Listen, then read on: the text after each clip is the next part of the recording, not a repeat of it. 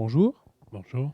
Donc, pour vous présenter, donc, vous êtes l'éditeur et le créateur de Rivage Noir, Rivage Thriller.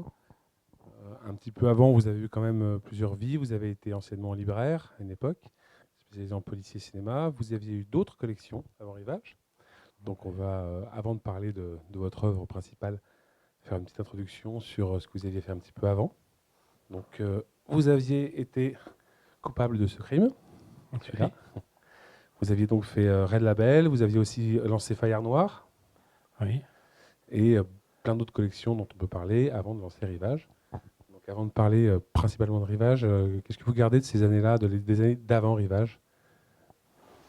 Les années avant Rivage, c'est des années difficiles, puisque chaque collection s'est arrêtée vers le numéro 20 pour cause, premièrement, chez PAC, de faillite de l'éditeur, deuxièmement, pour Fayard Noir, du refus de Monsieur Lattès, qui avait été nommé à la tête de Hachette et qui détestait le roman policier, disait-il, car c'est pas Claude Durand qui a arrêté la collection, c'est Jean-Claude Lattès. Ensuite, Fleuve Noir, ça a été pareil. Engrenage international, vers le numéro 22, d'un seul coup, ils ont dit oh bah non, ça marche pas assez, on arrête. Donc, ce qui était bien, c'est qu'en même temps, c'était une façon de défricher le terrain et déjà de faire publier un certain nombre de livres inédits d'auteurs que j'adorais, c'est-à-dire Goodies, Thompson, Robert Bloch, Frédéric Brand. Et puis, oui, c'est des années d'apprentissage. Je veux dire, ça m'a familiarisé avec les agents, ça m'a permis de faire une équipe de traducteurs, dont certains sont ici ce soir, et d'apprendre le métier, parce que finalement j'étais un amateur. Hein. Je veux dire que moi, on m'a proposé de faire quelque chose chez PAC parce que j'avais fait des livres sur le cinéma qui marchaient bien, et je leur ai dit je veux faire une collection de romans policiers, mais cela dit, j'avais aucune expérience. Et donc, quand on vient vous chercher, parce qu'on vient vous chercher quand même pour Rivage un petit peu, pour vous dire, pour vous lancer, par quel premier titre vous commencez? Mais pour moi, Rivage, au départ, c'était comment dire, la continuation, d'une certaine façon, de ce que j'avais fait avant. Donc, je voulais un auteur auquel je tenais particulièrement. C'était Jim Thompson. Et ses premiers titres de Rivage, oui, c'est Jim Thompson, c'est Charles Williams, c'est Jonathan Latimer. Un titre, d'ailleurs, que j'avais publié en Red Label. Et puis, par contre, c'est Joseph Hansen. Et ça, c'est pas moi, c'est que les éditions Rivage ont eu l'idée de créer cette collection parce qu'ils avaient acheté 2 romans de Joseph Hansen. Ils avaient publié le premier dans leur collection littéraire. Et le livre avait été un petit peu passé inaperçu. Et ils s'étaient dit que si jamais ils voulaient vendre du roman policier, il fallait créer une collection de romans policiers. Donc oui, et puis dans les premiers titres. Alors, les seules choses dont je suis assez fier dans ces premiers titres. Bon, c'était la continuation. Le numéro 10, c'est Goodies, ça le au coin de la rue. Mais la chose dont je suis finalement assez fier, c'est que dans ces 20 premiers titres, il y a au moins 2 romans qui ne sont pas du tout policiers, qui sont Noirs comme un souvenir de Jonathan Latimer et La blonde au coin de la rue de David Goodies. Et pour moi, c'était important parce que justement, comme le roman policier est un roman de genre, les auteurs dans mon policier ne sont pas souvent traités comme des auteurs, hein, c'est-à-dire que, bon, et que moi, je disais ce qui était important, c'était l'écriture, c'était l'auteur. Et je me souviens que Édouard Dandris, qui dirigeait Rivage, quand j'avais. Parce que lui, il lisait les livres, c'était le premier éditeur qui lisait les livres. Quand il avait lu Noir comme un souvenir, il m'avait dit mais écoutez, vous êtes complètement fou, c'est pas un roman policier. Je lui dis non. Mais c'est un roman noir. Il me dit oui, enfin si vous voulez, mais c'est une histoire d'un safari en Afrique. Je lui dis oui, c'est l'histoire d'un safari en Afrique. Et il m'avait dit les gens vont vous le jeter à la figure. Et je lui avais répondu mais Édouard, personne ne va me jeter ce livre à la figure. On ne va pas se priver du dernier inédit de Jonathan Latimer sous prétexte qu'il n'est pas stricto sensu policier.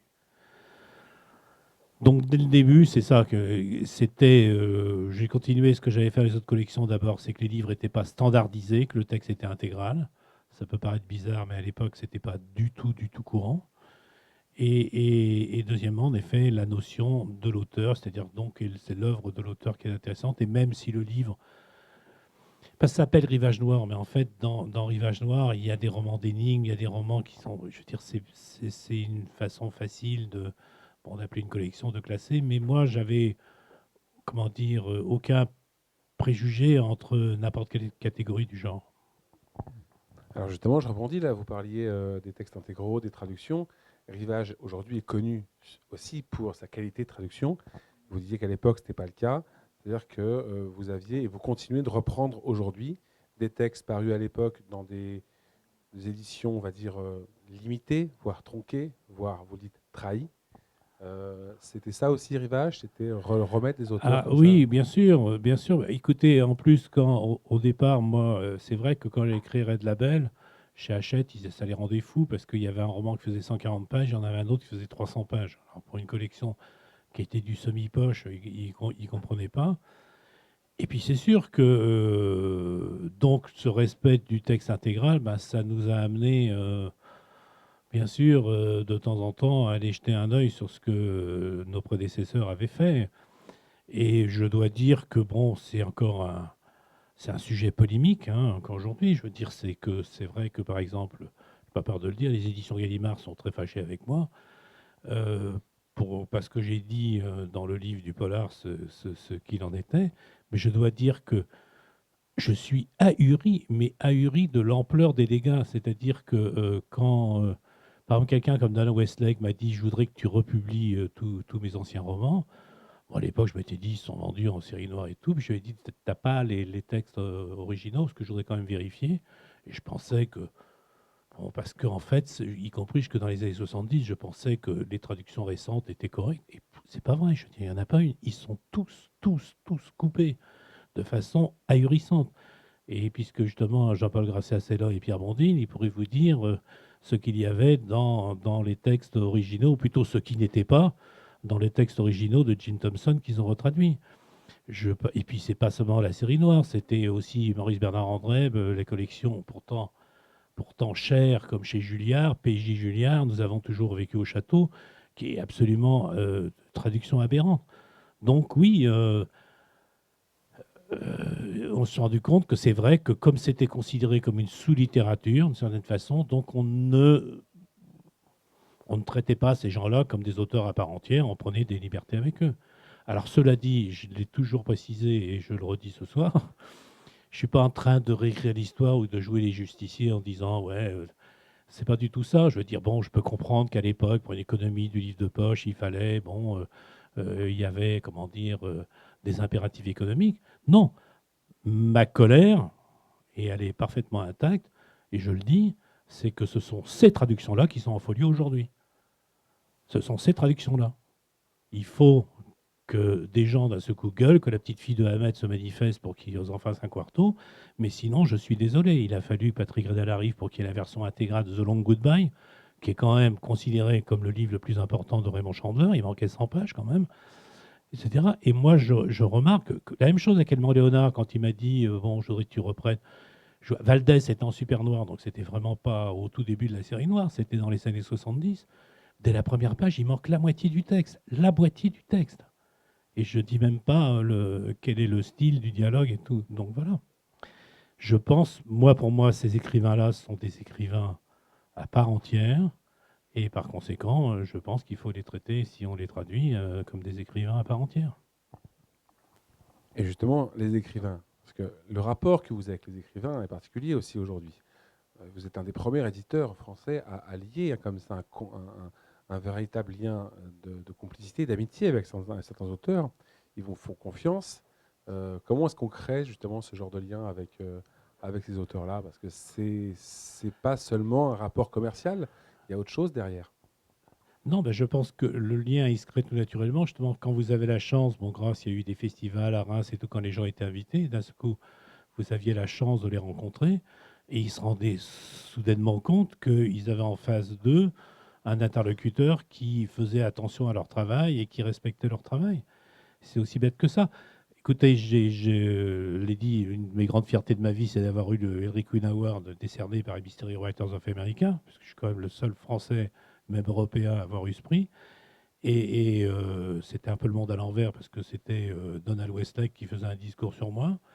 Et Westlake a dit ça dans sa texte de présentation. Il a dit c'est pas l'ami américain, c'est l'ami français. C'est-à-dire que d'un seul coup, euh, on s'était habitué, parce qu'il le savait bien sûr, enfin, Macbeth, on s'était habitué finalement à ce qu'on triture nos textes, à ce on les publie dans des versions approximatives. Et puis d'un seul coup est arrivé ce garçon qui nous disait mais il n'est pas question de triturer, votre livre est formidable, etc. Donc voilà. Je ne sais pas comment dire, ça s'est fait un peu naturellement, et c'est fait naturellement aussi parce que c'est les écrivains aussi entre eux qui d'un seul coup m'envoyaient à un tel, c'est Vétérine qui m'a envoyé à Wilford, c'est James Ellroy qui m'a envoyé à Bunker, etc., etc. Et justement, alors vous parlez de Elroy, de Bunker.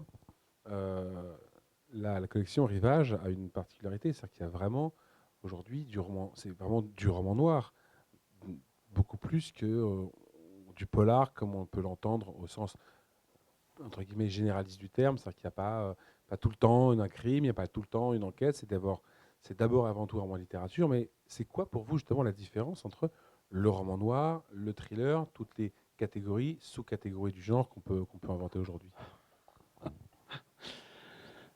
Bon, il va falloir simplifier.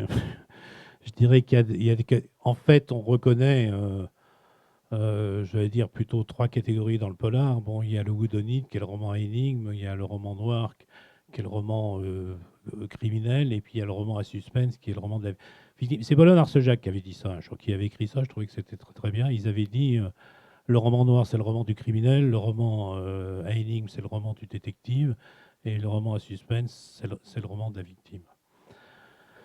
Cela dit, je veux dire, c'est pas. Bon, c'est vrai que par exemple, dans un roman à énigme, il y a une énigme, il y a une enquête, et à la fin, je veux dire, il y a une résolution de cette énigme.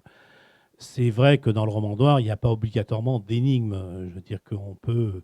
Il y en a où il y a des énigmes. De rien, Le Grand Sommeil, c'est un roman complètement à énigme.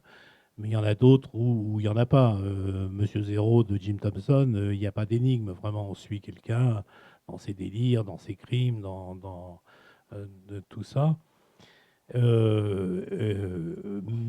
ce que je veux dire, c'est pas la différence n'est pas aussi tranchée que ça. C'est pour ça qu'on avait créé Rivage Mystère avec Claude Chabrol et qu'on a ensuite réédité les livres en Rivage Noir d'ailleurs.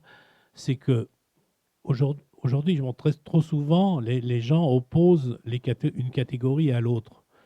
Or, il y a des romans à énigmes qui sont parfaitement noirs, y compris chez Agatha Christie. Je veux dire, la Maison de Biscornu, vous pouvez le lire. Je veux dire, il y a des choses qui peuvent être très noires. Et puis, il y a des romans qui sont vraiment l'apanage même du roman noir, Chandler, par exemple, oui, Le Grand Sommeil, qui sont aussi des romans à énigmes. Quand les gens disent on comprend rien au Grand Sommeil, au film, c'est pas vrai du tout. On comprend. Et je veux dire, l'intrigue, elle est parfaitement construite et elle a une résolution. Et il y a des suspects et il y a des coupables, etc. Donc, bon, c'est vrai qu'il y avait la collection Le Masque. C'est vrai que moi, au départ, mes auteurs de cœur, c'était plus des auteurs de romans noirs, c'est-à-dire Goodies et Jim Thompson. Mais en même temps, bon, des gens comme Robert Bloch ou Frédéric Braun, que j'ai publié au début de Red Label, les enquêtes de Ed Hermanter de Frédéric Braun sont aussi bien des romans noirs que des romans d'énigmes.